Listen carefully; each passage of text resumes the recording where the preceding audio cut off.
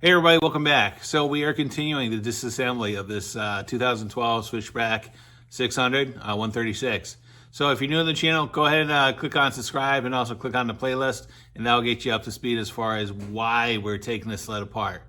So yeah, the task at hand today is we are removing the track. And I've done a couple searches on YouTube, and for whatever reason, I can't find any videos as far as removing, as far as what you need to do to remove the track on it. I did find one, but it really doesn't flow very well. So I figured at this point, why don't we go ahead and just document what needs to be done to take a track out of these things. It is a little bit different, but it's not impossible. So with that being said, why don't we walk over the sled and figure out what we need to do. All right, so the next thing we're going to be pulling off the sled is the track. Like I said before, it's a 1.352 Cobra. It's a 136, and visual inspection on it looks pretty good. So the track removal on these ProRides, the access sleds, they're a little bit unconventional, but it's not that difficult once you really kind of get into it and understand how they're assembled. But what we're gonna do is we're gonna go through the process and go from there. So let's get into it and see what we have to do to get the track off this machine. All right, so the first thing we're gonna do is we're gonna move the secondary, and it's just held on by a 15mm bolt. This should come right off. All right. So when you remove the bolt, go ahead and just pull it out slowly. And there may be a spacer on the other side, right, of the washer. So there you go. There's all the spacers. You want to keep them kind of packaged together. You really don't want to mess that up, because basically that's going to kind of set the offset of secondary on the jack shaft. So what we're going to do now is just hopefully just pull this thing right off. Oh. All right, so I have a feeling this thing has never been off. So let's go get a persuader and see if we can tap it off.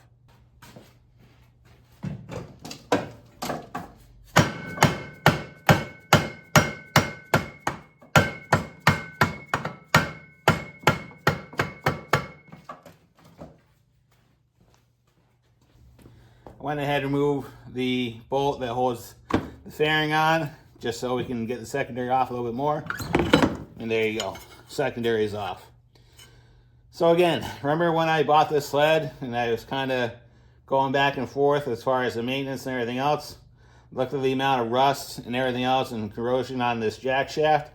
I don't think the secondary has ever been off, and we will take a look at it and see if it has a broken spring or anything like that at some point later on.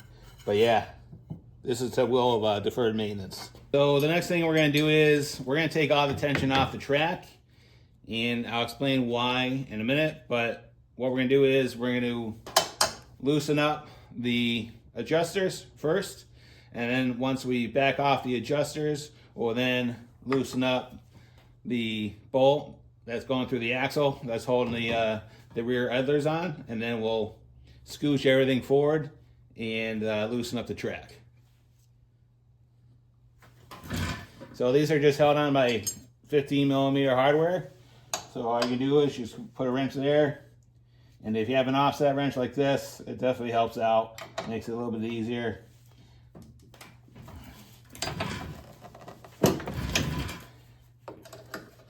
So at this point, we loosen up the jam nut. Next thing we're gonna do is we're just gonna loosen up the axle nut. And again, that's 15mm. Right? So that's loosened up.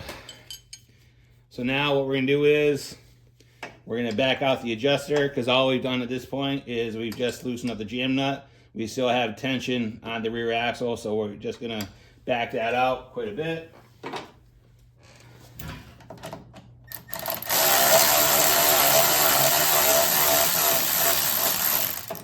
Now with everything loose and the adjusters backed off, we're just going to take our persuader and tap the rear axle and move that forward.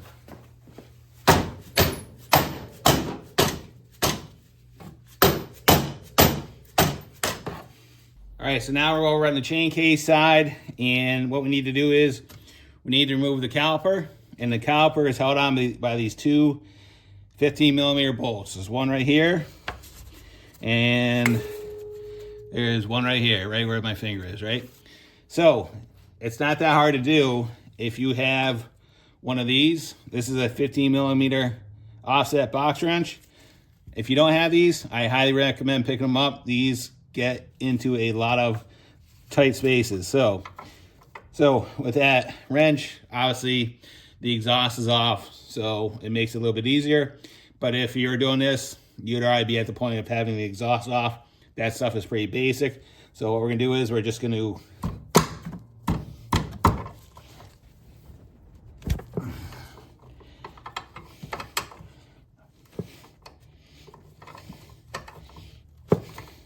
now those two fasteners removed, we should be able to just lift that caliper right off and swing that out of the way. Before we take the rotor off, while we go ahead and remove the battery tray as well, because it's in the way anyway, and we're going to have to take that out before we get the chain case cover off. And that's just held on by a couple 10s.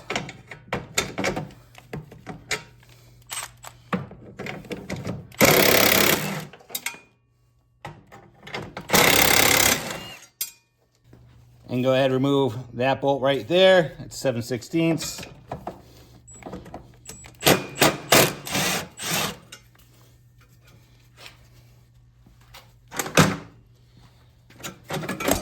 And then the tray comes right out.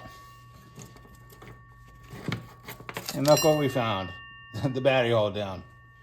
So now we're going to remove the rotor, and this is just held on by a 15mm bolt.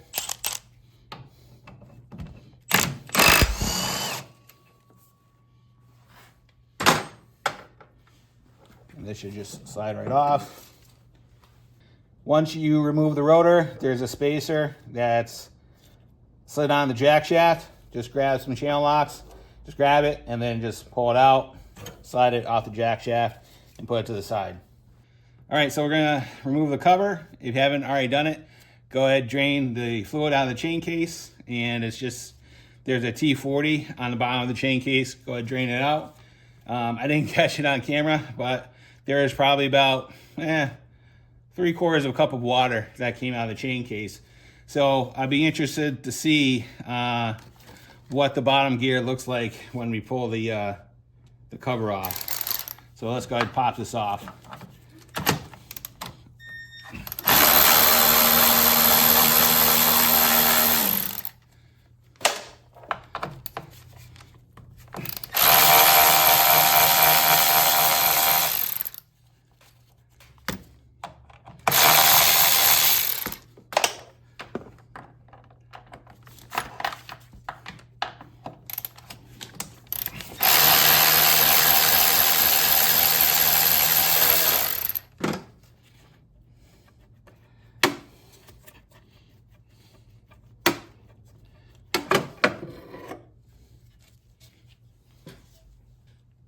All right, so let's loosen up the tensioner, and this is just a 15mm bolt. Wasn't even that tight. So we're just gonna back that out pretty much all the way.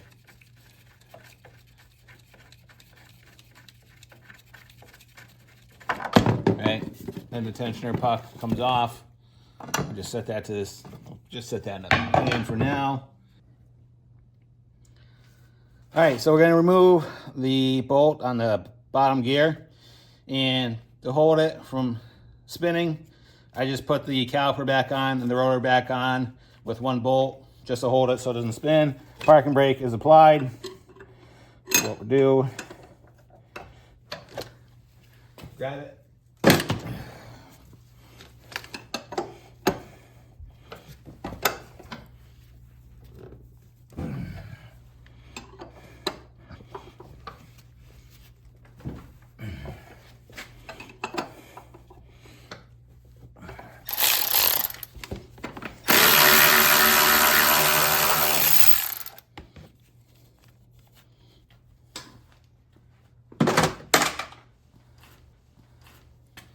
I'll go ahead and remove the caliper again.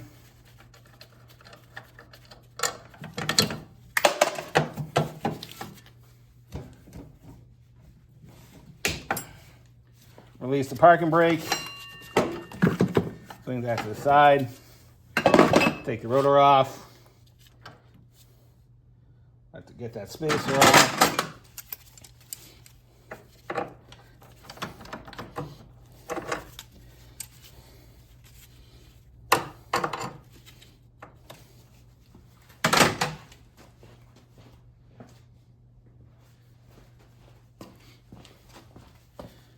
We're going to pop the seal off so we can get the gear set off.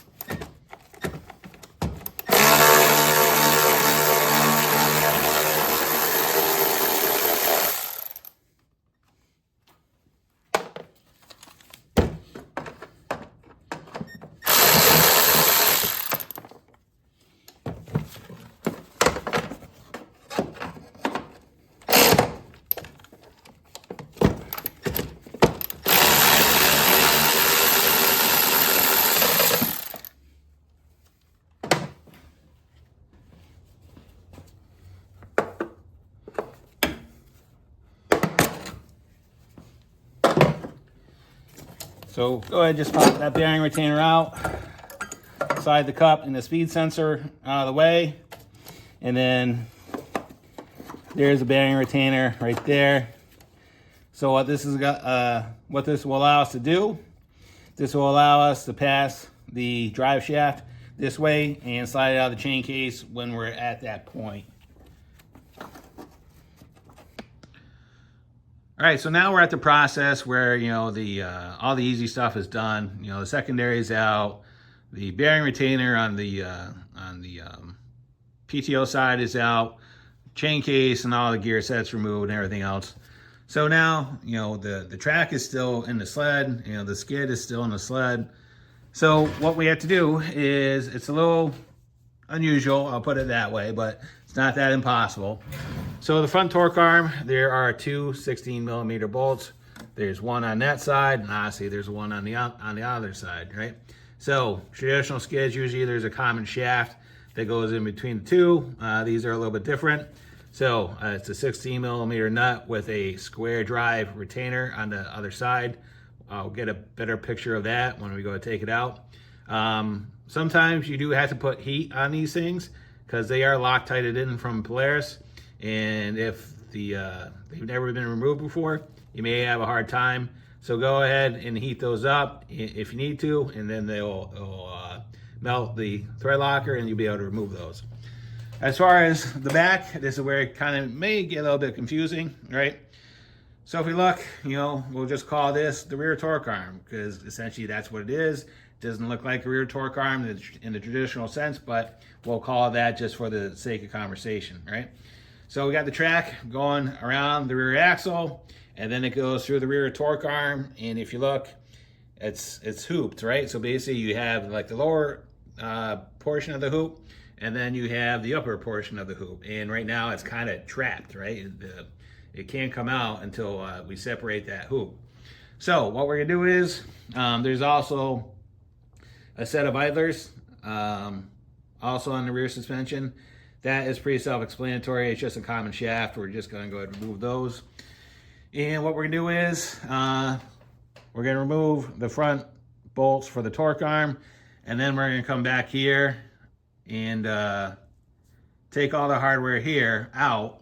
And basically this is gonna allow it to separate from the pivot, right? So then what will happen is the rear bumper will come off, basically getting rid of the upper hoop, right?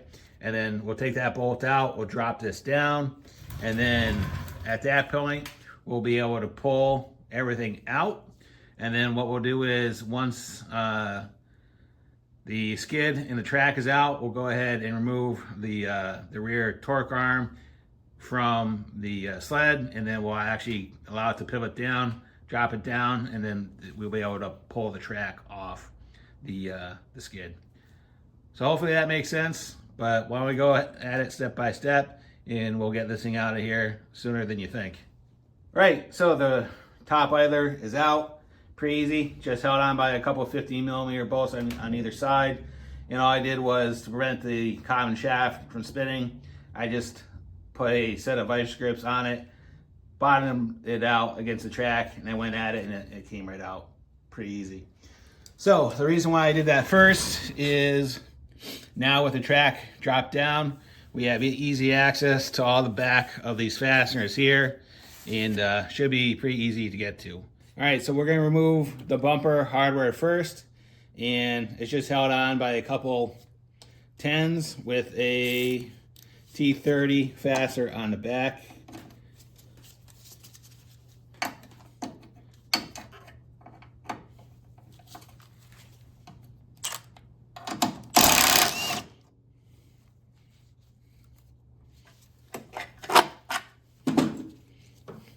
There you go, that's what the fastener looks like.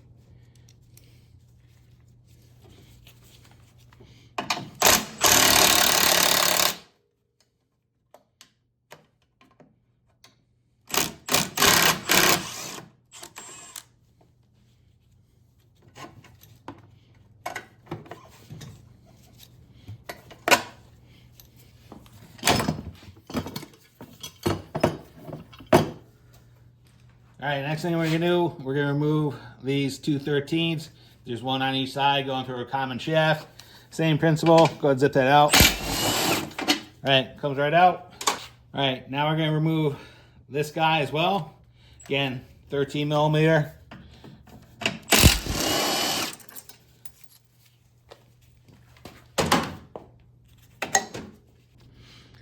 All right, so we've gone and removed all the hardware that's basically going through the cooler and the rear plastics. And the only thing we have left to do at this point is to remove those two 15mm bolts, one on each side that's going through the pivot point. And what I've done is I want to support the skid so it doesn't drop down on me right away. And I just have a floor jack underneath it for now. And so why don't we go ahead and remove those two 15s. And should only be a 15mm because it looks like it's a carriage bolt that's locked into the other side of the pivot, so it should come out pretty easily.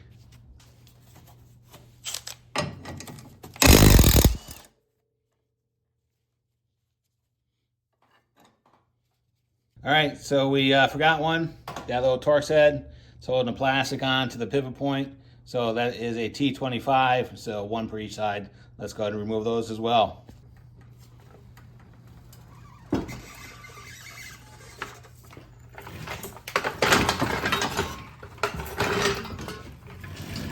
All right, so the rear torque arm is out, pretty simple. I thought I hit record, apparently I didn't, but it's just held in there by two 17mm nut and bolt. Just hit it with an impact and it pretty much slides right off. So this is where we're at right now. The kind of looks like a traditional setup at this point, now that that rear torque arm is out and then the rear pivot is there. So what we're left with is two 16mm bolts, and what it is, I'll take a video of it once I get it out, but it's just it's a square retainer back there, and all I have to do is put a 17mm wrench on it, I believe, and then we'll be able to get those out. If the bolts don't come out, you're gonna have to use a breaker bar to kind of get them loose initially, but once you do that, they'll come right out. If they don't come out initially, go ahead and take a torch and then just heat up the bolt, and then that will free up the Loctite, and then they'll be able to come right out. All right, so this is where we're at. I went ahead and dropped the sled on the ground, rolled it over to the side, and then just pop the skid out just like any other sled. You know, again, the biggest challenge is getting the rear torque arm out, and then pretty much everything else is just like a standard skid removal. So we got the track there, and as far as the front torque arm, as far as those square drives, or square nut, whatever you want to call it, basically that's what I'm talking about. You just put a 17mm wrench on it, and then just back it out, and they come right out. And then once everything is on side, you just slide the drive shaft out of the chain case. Show you what I mean. It's actually easier to show it to you with the track out, but basically just imagine the track is wrapped around the drive shaft. What you want to do is tuck the track into the front of the bulkhead and basically get it off of the drive shaft. And what you're gonna do is all you're gonna do is basically just pass the drive shaft through the hole in the tunnel, and then you just grab it, and it comes right out just like that. Easy peasy. So that's how you take the drive shaft out. All right, so this is where we're at. I spent about another hour going ahead and taking all the parts I wanted off of it, and we're just left with pretty much a bare chassis. Got the tunnel, the overstructure, and that's about it. Jack shaft is still in there. Got the cooler line on the ground. Got the harness, bars, controls, panels, bumper, front bumper, fuel tank minus the pump, the seat support. Then we got the rear skid on that. Got the engine sitting on the counter. Secondary. What else we got?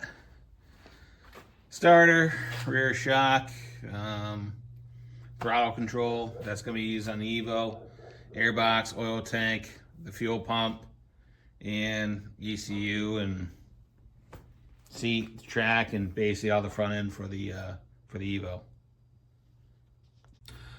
All right, so there you go. So that pretty much walks you through the process how to remove a track from a ProRide. Like I said, it's a little bit different, but it's not impossible. Once you really start breaking down the assemblies and everything else, it pretty much comes right apart. So I hope this helps everybody out. As far as, is this applicable to an Axis? Yeah, it's gonna be pretty close. The Axis is basically, the same type of setup. The rear pivot point and everything else is a little bit different as far as how they constructed it, but it's still functionally the same. So I hope this helps everybody out. If there's any thoughts or questions or concerns, whatever it may be, drop me a comment. I'll get back to you as soon as I can. And as always, thanks for watching and have a great day. See ya.